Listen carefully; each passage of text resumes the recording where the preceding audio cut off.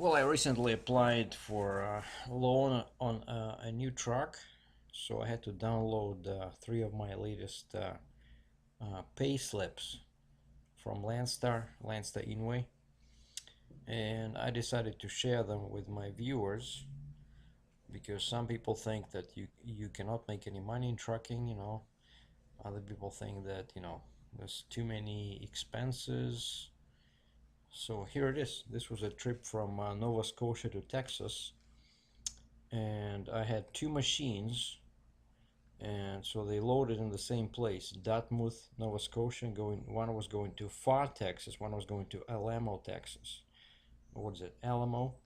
But anyway, so this first page, this is my statement. This is the actual money I was paid as a Landstar Inway BCO, business capacity owner, or basically owner operator. Now these statements, once you start working at Landstar, they get some getting used to. So the first page, you see here 9%, that's the basically trailer rate. So when you have your own trailer with 3 axles, even if that load does not require a 3-axle trailer, but they pay you 9%.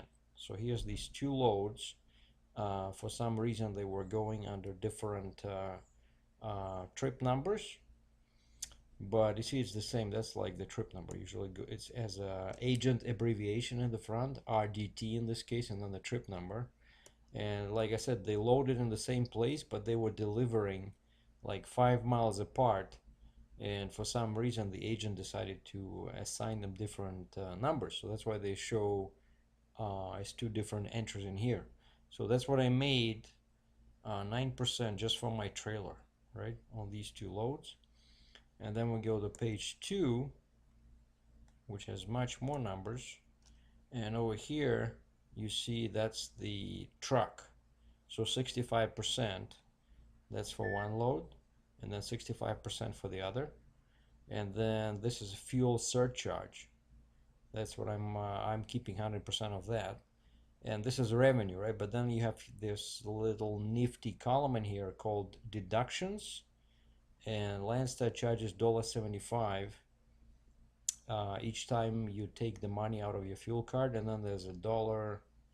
Like this, I really don't understand. I gotta send them my paperwork in order to get paid, and so that Landstar can get paid.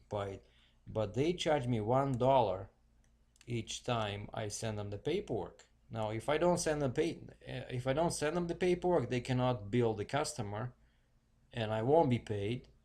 So why charge me? I don't understand. But here, of course, I took a pre-trip cash advance, and that's why they deduct all that, right? Then again, this scanning fee, and I use my own scanner, my own internet connection. I just use a little piece of their software to send them the paperwork, so they still charge me $1.75 for scanning. Actually, yeah, it's not the other way around. So it's $1.75 for scanning and sending them the paperwork by email instead of faxing.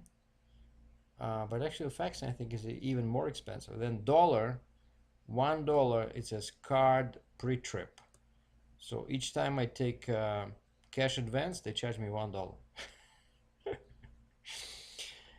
Okay, this is the actual 2000 was the pre-trip, right? And then you look at this revenue and you deduct this deductions, and that's what we see here. And then over here, these are the typical charges, like this is insurance, my pre-pass thing that allows me to bypass wait stations. $369, what is that? I forgot. LCN fees. I don't even remember. This is my insurance. Okay, these two entries actually. This is my money because I chose to save money at Landstar, and so this is called voluntary escrow payment.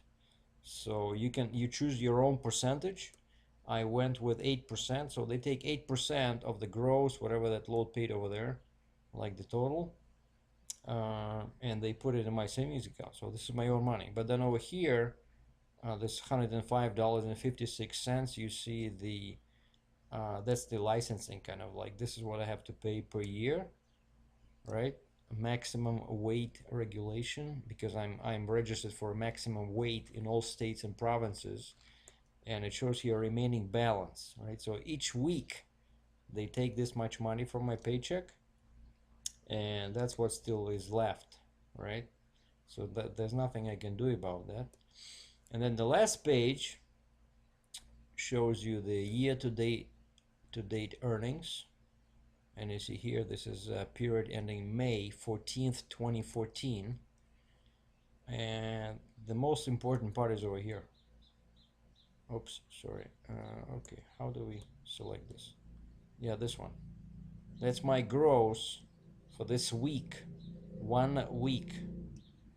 Okay, but then you have all these deductions, right? And this is net, and this is actually what I was paid.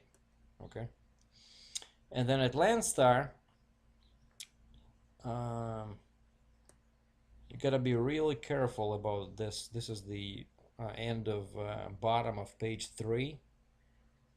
Okay, I don't care about adjustments, but here, or outstanding trips, but here they have a little section called compliance events.